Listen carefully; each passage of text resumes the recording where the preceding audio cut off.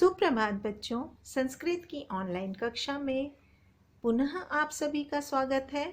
आज हम अपने व्याकरण की किताब मणिका के पाठ 4 कारकाः विभक्तयः च का अध्ययन करेंगे। विभक्ति का अध्ययन हमने पहले ही कर लिया है। अब हम कारकों के बारे में जानेंगे। तो आइए कारक पर एक सूत्र जानते हैं। कर्ता कर्म च करणम संप्रदानम तथैव च अपादानाधिकरणे इत्याहु कारकाणि षट्। इस सूत्र के अनुसार कारक 6 हैं, परंतु हमारी किताब में 8 कारक बताया गया है, इसीलिए हम 8 कारक पढ़ेंगे। अब आते हैं परिभाषा पर।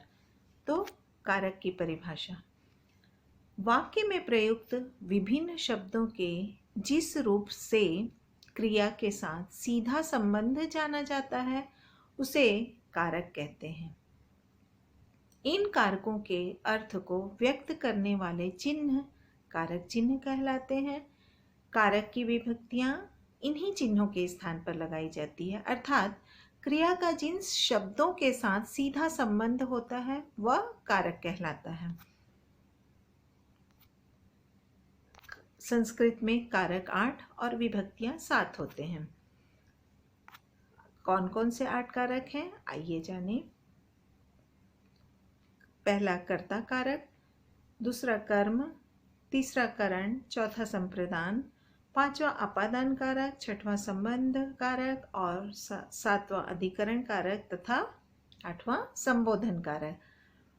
अब इनके चिन्ह हैं: कर्ता ने कर्म को करण से के द्वारा, संप्रदान के लिए, अपादान से अलग होने पर, संबंध का के की, रा रे री, अधिकरण में पर, संबोधन हे भो अरे। विभक्तियां 7 होती हैं: प्रथमा, द्वितीया, तृतीया, चतुर्थी, पंचमी, षष्ठी और सप्तमी। अब हम कारकों के साथ प्रयुक्त होने वाले विभक्तियों को भी विस्तार से देखेंगे। तो पहला है कर्ता कारक, जिस पर हम प्रथमा विभक्ति लगाते हैं और इसका कारक चिन्ह है ने। क्रिया किसने की, इसका उत्तर होता है कर्ता। क्रिया कर्ता ने की।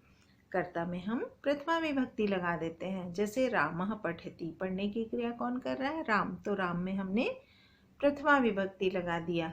नरो गच्छत, जाने की क्रिया कौन कर रहे हैं, 2 नर कर रहे हैं, तो हमने इस 2 नर में प्रथमा विभक्ति का प्रयोग कर लिया और ये हो गए कर्ता। अब हम आते हैं बहुवचन के वाक्य पर। बालकाः नमन्ति, नमस्कार करने की क्रिया कौन कर रहा है, बालक कर रहे हैं, तो बालक में हमने प्रथमा विभक्ति का प्रयोग किया और यह हो गया कर्ता कारक। अब दूसरा है कर्म कारक, जिसमें द्वितीय विभक्ति लगाते हैं और जिसका चिन्ह है को। किस काम को किया गया, इसका उत्तर पद कर्म होता है। किस काम को किया गया यह पता चल गया तो उसमें हम द्वितीय विभक्ति लगा देंगे और यह होता है कर्म कारक। तो छात्रः पुस्तकं पठति, पढ़ने की क्रिया छात्र कर रहे हैं, तो क्या पढ़ रहे हैं, पुस्तक, तो पुस्तक में हम द्वितीय विभक्ति लगा देंगे और यह हो गया कर्म कारक। सा देवौ नमति, वह देवों को नमस्कार कर रही है, तो देव में हमने द्वितीय विभक्ति लगा दिया क्योंकि यह कर्म है।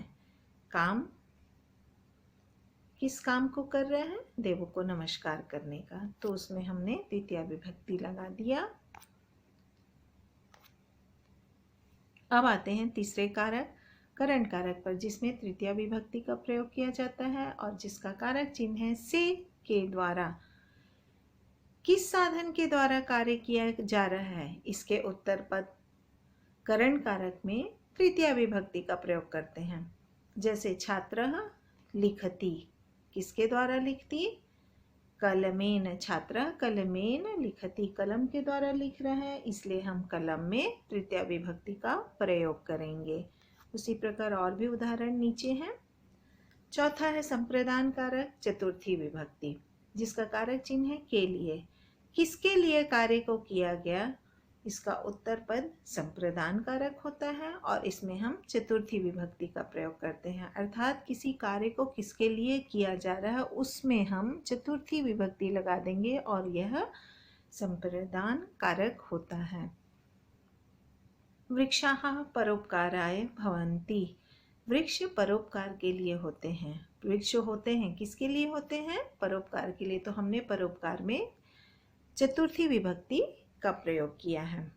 शिक्षकः छात्राभ्याम पारितोषिकम यच्छति। शिक्षक छात्रों के लिए, 2 छात्रों के लिए पारितोषिक दे रहे हैं। पारितोषिक दे रहे हैं किसके लिए दे रहे हैं? छात्रों के लिए। तो छात्र में चतुर्थी विभक्ति का प्रयोग किया गया और यह हो गया संप्रदान कारक। अब 5वां कारक है अपादान कारक, जिसमें हम पंचमी विभक्ति का प्रयोग करते हैं, जिसका विभक्ति चिन्ह है से अलग होने के अर्थ में। किसी चीज का किसी चीज से अलग होने के अर्थ में हम अपादान कारक का प्रयोग या अर्थात पंचमी विभक्ति का प्रयोग करते हैं। किसी चीज, जब कोई चीज किसी चीज से अलग होता है तो वह अपादान होता है, अपादान कारक होता है और उसमें हम पंचमी विभक्ति लगाते हैं। जैसे भल्लुकः पर्वतात् पतति। भालू पर्वत से या पहाड़ से गिरता है। गिरने की क्रिया वह कहाँ से कर रहा है? पर्वत से, तो हम पर्वत में पंचमी विभक्ति लगा देंगे। मेघेभ्यः वर्षा भवति। वर्षा हो रही है, कहाँ से हो रही है? बादलों से, तो हम बादलों में पंचमी विभक्ति लगा देंगे क्योंकि बारिश जो है वह बादलों से अलग हो रहा है। 6वां है संबंध कारक षष्ठी विभक्ति। विभक्ति चिन्ह है काके की रा रे री। पाणिनि के अनुसार संबंध को कारक में नहीं गिना जाता है, लेकिन हम यहाँ पर पढ़ रहे हैं। किसी व्यक्ति या वस्तु का दूसरे व्यक्ति या वस्तु से संबंध प्रकट करने वाला पद संबंध कारक होता है। संबंध कारक में हम षष्ठी विभक्ति का प्रयोग करते हैं। जैसे सरोवरस्य जले कमलम विकसति। सरोवर के जल में कमल खिलता है। जल में कमल खिलता है, कहाँ के जल में? सरोवर के जल में। पत्राणि नवानि सन्ति। पत्ते नए हैं, कहाँ के पत्ते? 2 लताओं के, तो लता में हम पंचमी षष्ठी विभक्ति लगा देंगे। अब आते हैं सप्तमी विभक्ति पर, अधिक, जो कि है अधिकरण कारक और इसका कारक चिन्ह है में पर। किसी वस्तु या व्यक्ति का आधार अधिकरण कारक होता है, अर्थात किसी भी वाक्य का आधार अधिकरण कारक होता है और इसमें हम सप्तमी विभक्ति का प्रयोग करते हैं। जैसे वानराः वृक्षे तिष्ठन्ति। वानर या बंदर बैठे हैं, कहाँ पर बैठे हैं? वृक्ष में, तो हम वृक्ष में सप्तमी विभक्ति लगा देंगे। वृक्षस्य शाखासु फलानि सन्ति। वृक्ष के शाखाओं 2 टहनियों पर, शाखासु बहुवचन है, वृक्ष की टहनियों पर फल हैं। तो फल कहाँ पर है? टहनियों पर, तो हम टहनियों में सप्तमी विभक्ति लगा देंगे। 8वां होता है संबोधन कारक। किसी व्यक्ति को बुलाने के लिए संबोधन कारक का प्रयोग किया जाता है। इसमें थोड़े से अंतर के साथ प्रथमा विभक्ति का प्रयोग किया जाता है, जिसका चिन्ह है हे भो अरे। जैसे किसी को बुलाने के लिए, भो सैनिक त्वम देशम कथम रक्षसि। हे सैनिक, तुम देश को कैसे बचाते हो या देश की रक्षा कैसे करते हो।